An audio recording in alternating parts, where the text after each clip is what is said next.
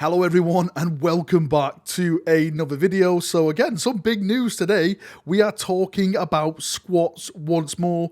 Games Workshop have just put out a cracking article, in my opinion, going into the lore of the squats. They're talking about like they do their souls differently, so the warp doesn't appear to them, clone skins and stuff like this. It's really a mad, weird thing. And also we've got some new concept art of some of the characters which we'll be dropping in the background and stuff and talk about them. Some are looking chunky. Some have some funny heads. I'm not going to deny it. They look a bit strange. So let's jump in and let's go through everything. So I think the intention of this article is basically to shed some light of where the actual squats, or should we say the kin themselves, come from, because that's what they're referred to in this, the kin. And it states, it's possible that the ancestor cores contain records of all the kin history. For those of you who are not aware, those like big dwarven head robot machines are basically the ancestor cores. It holds all the technical information, holds all the historical information. It holds like STDs and stuff. STLs,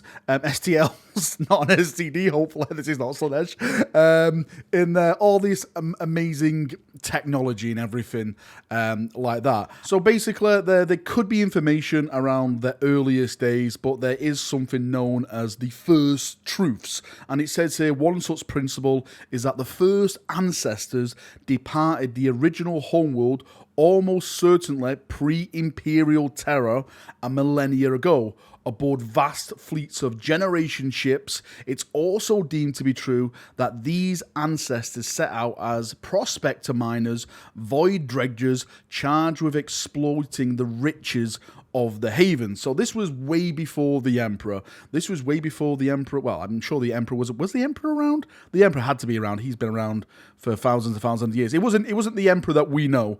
And this was when like humanity was in its great time of triumph. Nothing can stop us. And these vast fleets left to conquer the stars, to go out there, to find resources, you know, just to spread humanity into the galaxy. And just before we go into the next bit of the lore, I'm just going to talk about some of the concept art images that are going to be appearing in the background now. So first one is Mr. Shiny Head, I like to call him, Mr. Clean, let's call him like that. I have to say that this chap reminds me of the trike person, but a male version, because we know that the trike person, the model they showed off during the Warhammer Fest, was a female. It has like that same kind of, I like to call it a Bane coat. So maybe this is one of the other concept art images of one of the other heads that we're going to be getting. Talking about his head, it looks a little bit strange at the back. Maybe he's just been through a lot. Maybe he's fell off his bike a lot and he's damaged his head. But yeah, it looks like, you know, he has a very, very thick, I like it thick, a very, very thick Swede, and you probably don't want to be nutted off one of these kin. The second one, you can see this chap now in so-called power, well, I'm going to call it power armor. Anyway, and this is what I'm waiting to see now with the squats, the kin, the Leagues of Votan, whatever you want to bloody call them. This is what I want to see. I want to see like their big chunker, their big so-called space marine units. I'm doing air quote space marines here. You can't see me, but you know, like the proper power armor, all this technology put into just weaponry and armor. That is what I want to see. I think, if anything, that's what's going to sell me on the squats. We've had a couple of hints now at this, and again, it's looking like it could potentially be absolutely awesome. And the third one, this seems like a more light armored variant of one of the kin squats, Leagues of Votan, and I have to say, my mind went instantly somewhere else. And for those of you who know this, probably not a lot of people know this, but there was something called Angry Kid back in the day. I'll put a picture of Angry Kid on. It was something I used to watch when I was growing up, and that's where my mind went. The only thing I can think of looking at this is Angry Quid. Angry Kid is actually a squat. Squat confirmed for Angry Kid. Anyway, back to the lore. It goes on to say the eventual fate of the first ancestors is uncertain. We know, of course, a lot of things happened back then. For kin myth solidifies the intelligible history after the Long March fleets began to arrive at their destinations near the galactic core. The records of this period boast the last references to the first ancestors and the earliest mention of the ancestor cores. So this is when they started to form these great machines that hold all this information about them. Now hold on to your hats, because this seems new to, well, it's new to me, and this is a kind of a big eye opener. If this is new, then I'm hopefully, I'd love to get your thoughts and opinion. If it's old, then, tell me more about this, because it says, likewise, it is the first truth that the kin have been a clone people from the very start. So the kin, the squats, the Leagues of Votan, they're all clones? They're not real things. Well, oh, here we go. We're down at this debate. Is a clone person a real person? Again, that's a whole different subject for another time. The information then goes on to say the first ancestors are held responsible for the clone skins. This is what they call them now, clone skins. Yes, clone skin. It makes me think of Clone Grim. It's not Clone Grim, it's clone skins. The systems of stable mutations that underpin their entire genetic structure of the kin to this day. The gene pool drawn upon the Leagues of Votan is stable, deep, and varied. This is no race of identical clones. So basically, it's not like they're cloning me and there's a second Valrak.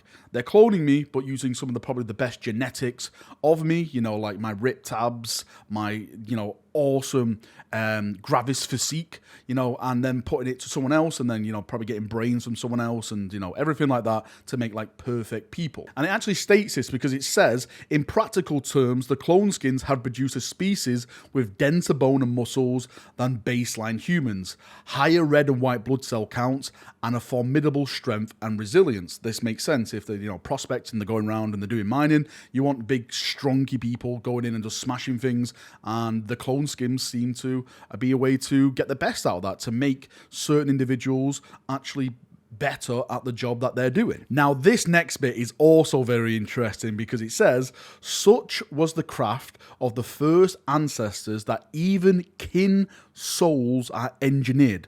The souls of these people, the souls of this race, are an engineered thing. They shine more dimly against the tides of the warp than their distant human cousins. So it's basically a way for the warp to not really notice them because the way their souls are designed. I'm wondering if they die, do their souls still go to the warp and are consumed by the demons and stuff like that? It goes on to say no evidence of uncontrolled psychic mutation. Indeed, only those with the appropriate physicality active clone skin can activate the so-called barrier tech the kin employ to access the Imperium. So again, they kind of do have psychers, but not a lot of psychers, I would say. It's not like humanity where people are, born and, someone becomes a psyker and they blow up half their neighborhood and they send the black ships. These are all engineered to be a certain thing. They're kind of like ants in a way, like soldier ants and worker ants and stuff like that. And also now, psyker ants. Do you know what it sounds like more than anything? It sounds like kind of that Prometheus film, of aliens and the engineers who engineered certain things to be certain things. Because it states here, like the clone skins, they have certain divisions of labor in a kin society that impart useful abilities on who possesses them. Some kin might have enhanced reaction times, the ability to see infrared spectrums or limited resistance to the cosmic radiation and extremes of temperatures or gravity. So they're basically designing a squat, or whatever you want to call them, kin squats, Leagues of Votan. They're all designed to have a purpose. They're not just popped out and bit crude. They're not popped out and then okay, you do this, you do that. Everyone is designed to be something in their society. Anyway, that basically sums up the article. It's a fantastic read. I'm getting more hyped for the lore of this new army coming. More than anything else, I want to read where they've been, what they've been doing, what they plan to do. Are they going to be helping in the Imperium in a way where, it combats chaos? Are they doing it for themselves? What the hell do they plan to do? Do they have greater goals in mind to maybe fight back against the Imperium? This is what I want to learn. I of course, want to see more models and stuff like that, but the lore is really the thing that is gripping me at the moment. As I stated, I love reading this article. Go and check it out for yourself. It's over on the Warhammer community website. I would love to get your thoughts and feedback on this. What do you think? What do you think about the cloning thing and the engineering thing? What do you think about the souls and all that weird stuff that they're actually doing? Do you like this? Do you hate this? Put it down below and we'll have a nice talk down there as we always do. See you now. Have a great day and bye-bye.